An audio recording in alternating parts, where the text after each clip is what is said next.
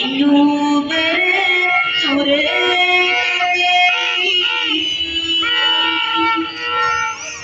දුට ගෙලිනා මහත් සෙනගී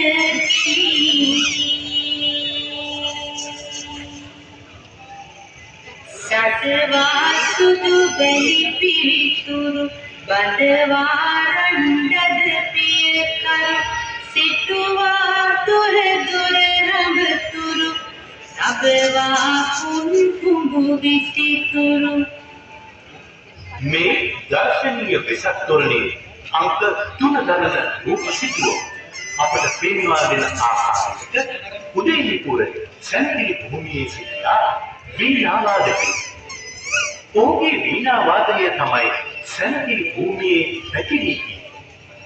නමුත් රූපයේ විනෙන විදිහට නම් වැඩි දෙනෙක් ඔහු ගැන අවධානයක් යොමු කරපු බවක් නම් ඈපෙරෙන්නට තිබේ. මේ අතරේ වෙලිලාම පිණිස කිය බරණැස් පෙරදුන්නටත් අවශ්‍ය වුණා සැනකිලි භූමියේ නැකා ප්‍රයා විනෝදවන්නට.